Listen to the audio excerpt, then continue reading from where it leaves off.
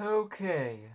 Hey guys, welcome back to Beast Quest special number. Let's take a look at the notes. We should be close to the end by now. I think it's 22, maybe? 20? Yeah, 22. Special number 22. So we are at Ospira, the Savage Sorceress. And that's how I'm pronouncing the name, so if it's Ospira to you, feel free to say that. But to me, I think Ospira sounds a bit cooler. That's just me. Because Spirit later on. You'll get the idea later on, but Ospira sounds a bit cooler. And it kind of fits with the character more, like I said, with the whole spirit thing. But we'll get to that later. So, let's get through this. So, like always, in the story analysis, and we report on this epic adventure. If you haven't already, make sure you've read this book before watching this review, unless you really don't care for the plot. That being said, let's get to Beast Quest, Ospira, the Savage Sorceress. Tom and Eleanor bumped into Daltic, who again was searching for Adaro, as he was nowhere in sight. They then requested their majesties that they leave to visit Erinel. They agreed and they met Ursula, Prince Thomas's nanny. Anyway, when they were about to leave, Tom spotted Ursula using what looked like magic on Thomas, so he raced back in, only to find the prince and Ursula were gone. Tom looked around and spotted Eleanor down below. He asked her to warn Hartman and secure the city. However, it seems there was no trace of her, so our heroes went on horseback and eventually caught up with Ursula, only to have the old woman use magic on them to knock them out, and then they wound up straight back at the palace. After a bit of worry, Daltic popped in, explaining he had found a journal in Adaro's room about his sister Ospira, which could contain valuable information. The journal told how Ospira was tired of how things were around the palace, with Taladon and the others, so she sought a way to change things, where she encountered some clues that would lead her to a talisman of Durfsin, the evil wizard the evil wizard of the past, who is said to be the worst of the worst. And now she possessed notes on how and where to track it down. Our heroes wondered if Ursula was Ospira, so our heroes, feeling unsure, looked via magic orb to see Adaro in the northern mountains. They wanted to bring him back, but they couldn't. They wanted to contact Arcta, the mountain giant, but they couldn't. Some deep force was preventing their magic from going through, so Tom and Eleanor were sent to go after Adaro, while Hogman took his troops to find Ursula and Thomas. However, later on, Aroha, the queen, joined our heroes as she felt guilty for putting her son in danger. They soon reached Arcta, but he was throwing boulders at them. Great. Our heroes dodged Arcta for a bit until Tom conked him on the head, bringing back to his senses. He explained what happened to the mountain giant, and Arcta mentioned he was tricked by the woman, Ospira. Anyway, Tom, Ospira slash Ursula, because basically they're one of the same. It's not really a big surprise. But yeah. Anyway, Tom told Arcta to find Adara while they find Ospira and Thomas. Delta called via vision, explaining he found out more info from the journal.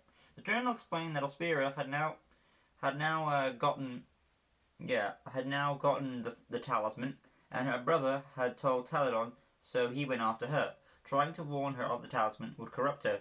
However, she didn't listen and went off to find a new place to hide and create a beast, just to prove she was more powerful than they thought. Tom wanted to ask, but Daltic's vision was gone. Our heroes pressed on, leaving their horses with Arcta. They heard Thomas's cries. They followed to a nearby cave, where Ospira was revealed in a beast-like form, with our heroes wondering what happened to her.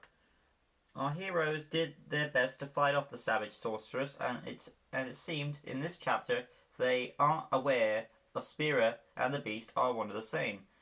They assume it's the beast she wanted to create. Anyway, the fight was intense but ended off with Ospira taking the child into the cave, and despite Tom's offering for a fair fight for Thomas, she just proclaimed the boy was hers. We cut back to the palace, where Hugo is about to go off and help the others. Delta convinced him to not go and showed him his latest entry he had found on Ospira. Adro had tried reasoning with her many times, but she brushed him off and made him leave. And after that, her hand was magically burned and created a beastly link to Ospira.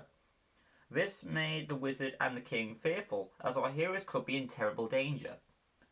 With Aroha in no shape to continue, they venture forth. One wonders if Aroha was hurt, why couldn't Tom heal her, but whatever.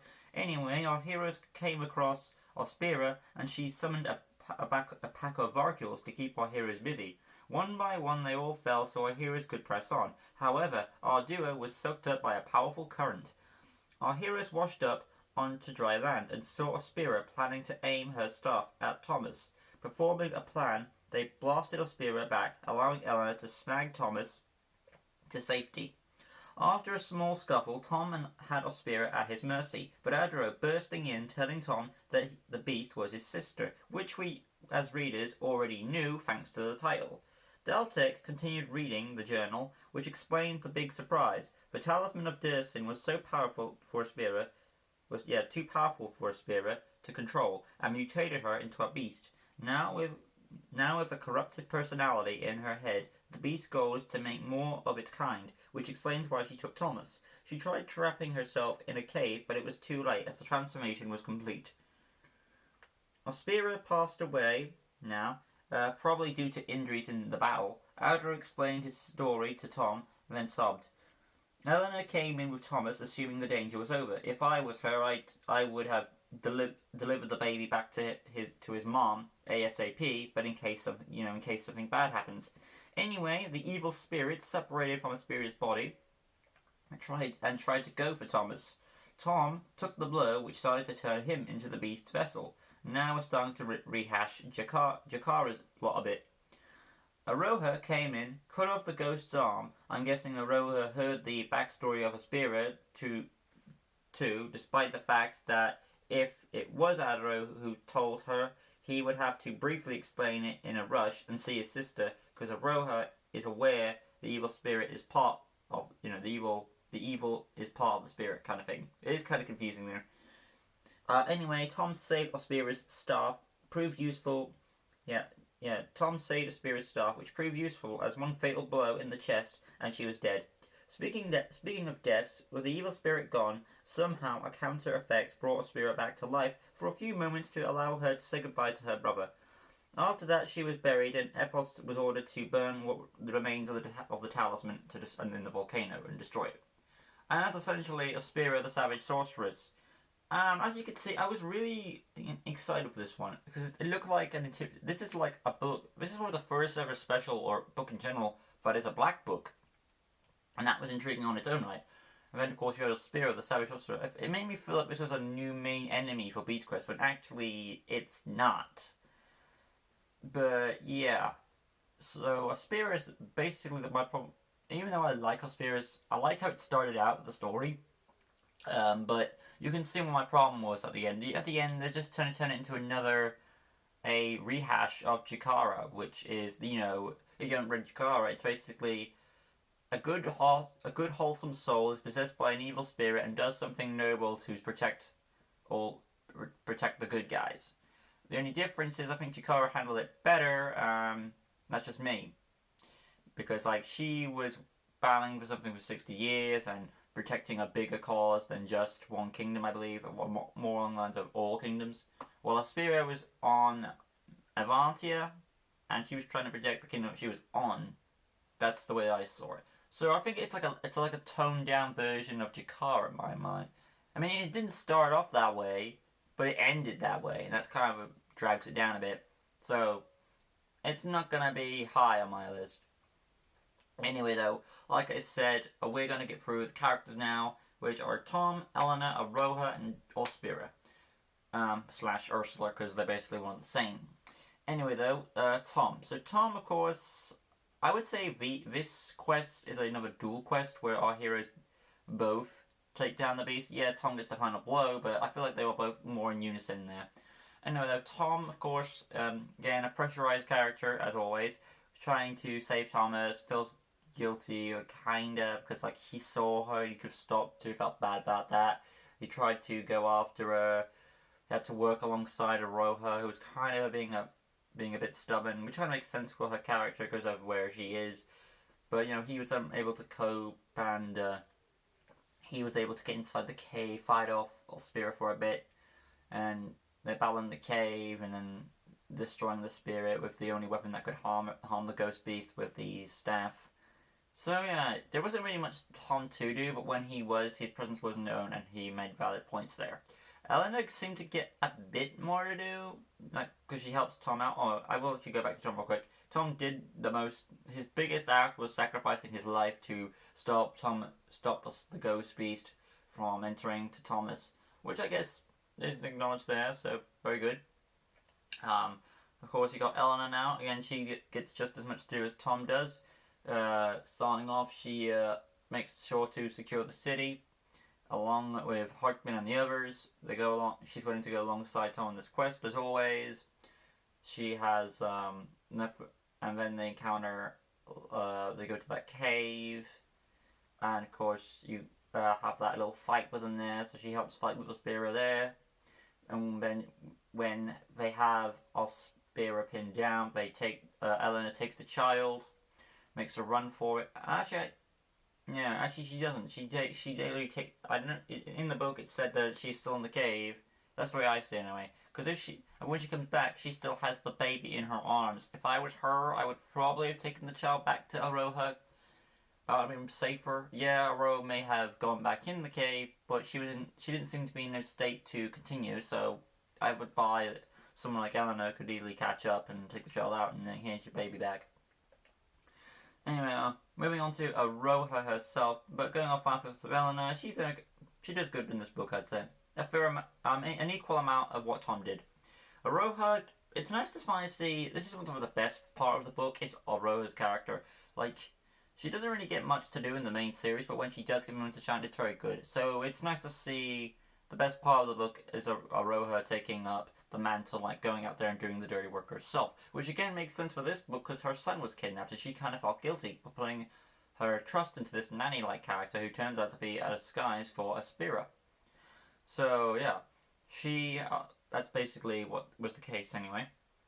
So she feels guilty for that. She's willing to go on this quest. She does argue and yell at Tom a few times, but it's not because she's a bad person. It's because that she's worried for her son's safety and she wants to progress on the quest a bit faster. So it makes sense that she would feel that way. And then when she's pinned down, she feels useless and powerless and she can't save her son. So she's hoping that the heroes, which could finish the job. And then she comes back in, which is good, to slice the beast arm off the ghost beast, which again revolts into some plot holes here because Aldero got in the cave first. Now either there's a second entrance, or he went through the main mouth, and even if basically we don't know when the heroes entered the cave. Basically, they didn't know that Ospira was an evil presence at the time, and when Aroha went in, she was on the outside. She didn't want to hear all that. So when she went in, she saw the ghost beast and didn't realize that was Ospira because she's out of her body now. But I get the idea. It's still evil. Slice it off and stop harming Tom. But at the same time, I feel like some exposition was needed to explain what Ospira is at the same time. So there is kind of a plot hole there. But nonetheless, it doesn't fully ruin Aroha's character arc. She gets her baby back. She manages to pay back Ospira. Yeah, so I think there is a good rounded character arc for Aroha. And I think it's the best of the lot. Ospira is a disappointment for me. I mean, it started off good with the sister of Adro, and she's finally looking for her. Again, it's like another thing, just like Jakara, Adro leaves to stop this mysterious evil. And just like Jakara, once again, it turns out to be another pure soul corrupted by an evil presence, trying to protect a large amount of good guys. Like I said, I think it does a weaker job of it. Again, because Jakara seemed to have more at stake as a master of the beasts, and it felt like she was trying to protect more, and she battling for 60 years. So I feel like Jakara did it better than Ospira, in my opinion. But, I mean, if it took the story a different way, like not having it be a ghost beast or an evil presence, I would have probably liked it more. But it's pretty obvious that they're rehashing a special now. It's weird too, because Beast Quest seem to be doing that a lot recently. They're trying to rehash stories, but now they're trying to rehash specials, which is kind of sad. But again, while it still drags the spirit down, it doesn't make it the worst book ever, in my opinion. I'll tell you that much. So that's what I'll say. But as it stands, Ospira is it's an okay book. I'll say that. It's an okay book. it doesn't fully ruin the story or the characters. It just reuses plots from other books and stuff. It's just a disappointment to me. But yeah, there is my read through of Ospira, the Savage Sorceress. Hopefully you guys enjoyed it. If you did, smash the like button, subscribe, that good stuff. Hit the notification bell right corner down below so you can stay in tune with all Beast Quest related topics on the channel, and of course Lego custom builds as well. And that'll be all from me, guys. I'll see you in the next special, which will be special number... Let's take a look. Special number 23, Scalamax the Fiery Fury. And that's the second to last special I've got to go. And I'll be done with specials finally, and I can do the collaboration with Adam. So that'd be awesome. Adam Ferns, if you're wondering. But yeah, next up is Scalamax the Fiery Fury. So hopefully you guys will stay around for that one. Maybe there'll be Lego Customs coming out today. We'll see. I'm not 100% sure. But that'll be all from you guys. I'll see you for more videos coming your way. Till next time, like always, peace.